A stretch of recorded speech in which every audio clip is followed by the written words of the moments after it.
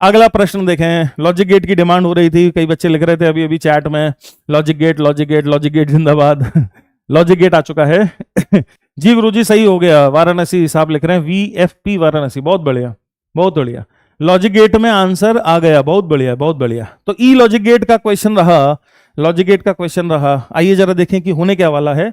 तो हमने इनपुट दिया ए, ये कौन सा गेट है, ई कौन सा गेट बा, नॉट गेट है, सबको पता है ये नॉट गेट है। हेंस मैंने इनपुट ए दिया तो ये क्या कर देगा, ए बार कर देगा। इनपुट बी दिया तो ये क्या कर देगा, बी बार कर देगा, है ना। ये कौन सा गेट है, अगर ये इसमें झिंगुर नहीं लगा होता, ऊपर जो टोपी पहना रखी है वो नहीं पहनाई होती, तो ये एंड गेट होता। अब ये कौन सा गेट है, अब ये नैंड गेट है। हेंस इसमें जो इनपुट जा रहे हैं वो है ए बार और बी बार। अगर ये नहीं लगा होता तो आंसर आता ए बार डॉट बी बार। इसकी वजह से आंसर आएगा, y की जो वैल्यू आएगी वो आएगी ए बार डॉट बी बार का बार, ए बार डॉट बी बार का बार, ए बार डॉट बी बार का बार y आएगा। उसने यही पूछा है कि भैया ये किसके इक्विवेलेंट है। ठीक, तो मैं दोनों तरह से कर सकता हूं। अगर बूलियन अलजेब्रा आपने पढ़ी हुई है, मान लेते हैं बूलियन अलजेब्रा अगर आपने पढ़ी हुई है, तो ये ए बार डॉट बी बार का जो बार है, ए बार डॉट बी बार का जो बार है, that is equal to A bar का बार प्लस बी बार का bar, which is equal to A plus B. Hence ये जो गेट है ये और गेट की तरह काम कर रहा है, ये जो गेट है ये और गेट की तरह काम कर रहा है। इतने से ही मेरा आंसर आ जाएगा। ठीक है जी, मान लेते हैं कि आपने तो बूलियन अलजेब्रा पढ़ी नहीं। साहब हमारे तो मास्टर ने पढ़ाई नहीं बूलियन अलजेब्रा, अब हम क्या करें साहब, मास्टर जी हम कैसे सॉल्व करें जा क्वेश्चन है, हमारे तो मास्टर ने पढ़ाई नहीं बूलियन अलजेब्रा। तो बिल्कुल घबराए नहीं, काहे घबराते हैं, काहे घबराते हैं, ट्रुथ टेबल से भी समझ सकते हैं इसको, बिल्कुल घबराने की जरूरत नहीं है। तो अगर आपने नहीं भी पढ़ी है बूलियन अलजेब्रा तो भी आप इस क्वेश्चन को बहुत ही प्रेम पूर्वक, बहुत ही मजे से जवाब दे सकते थे।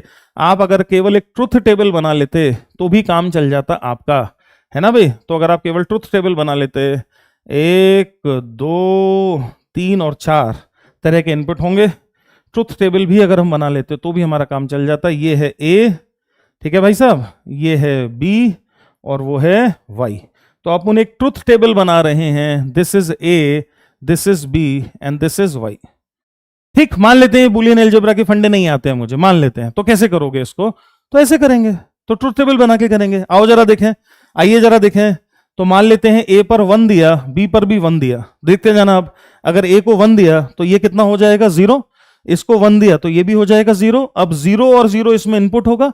अगर ये नहीं होता तो 0 0 एंड गेट में 0 आता, पर ये नैंड गेट है 1 आएगा। हेंस आंसर आया 1 1 1 इनपुट पर आंसर आया 1 1 1 इनपुट पर आंसर आया 1। अच्छा जी, 1 0 इनपुट करें, अगर 1 0 इनपुट करें, यहां 1 दिया तो ये 0 हो गया, यहां 0 दिया तो ये 1 हो गया। सही भाई, इसको 1 लिखा, इसको 0 लिखा तो ये 0 हो गया, ये 1 हो गया। ठीक, अगर ये नहीं होता, अगर ये एंड गेट होता तो आंसर क्या आता, 0 × 1 0। अभी ये नैंड गेट है तो क्या आंसर आ जाएगा 1। तो 1 0 पर आंसर आ रहा है 1।